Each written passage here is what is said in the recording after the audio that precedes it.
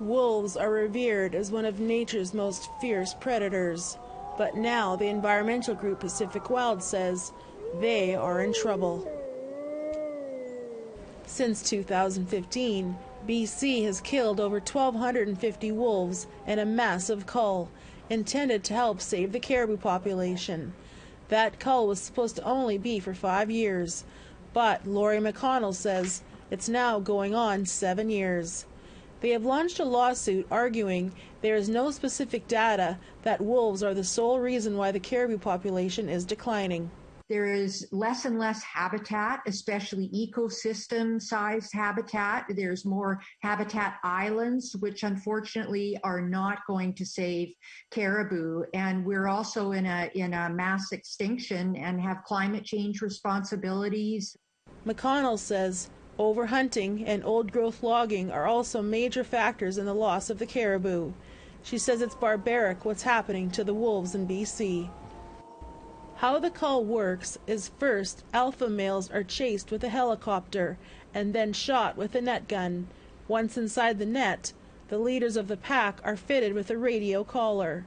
The signal determines where the rest of the pack is, and aerial snipers are sent in by helicopter to shoot as many wolves as they can. Meanwhile, civilian hunters on the ground are raiding dens and shooting mothers and pups. Pacific Wild is suing the federal government because federally it's illegal to carry any firearms in an aircraft.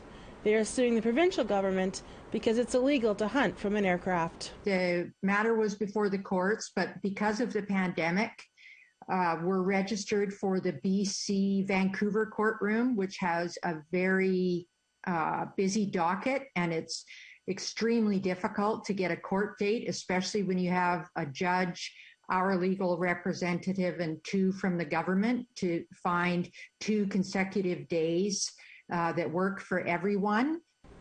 McConnell says they were told no wolves would be killed while this was before the courts since January 2021.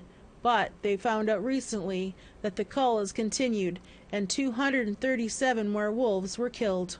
I think British Columbians are wondering, A, how you can change regulations while a court case is pending. I think most people would expect that to actually complete before changes were made allowing a hunt. And B, when is the government of British Columbia going to commit to habitat protection in a meaningful way in British Columbia? The BC government did not respond to our request for an interview. Tina House, APTN National News, Vancouver.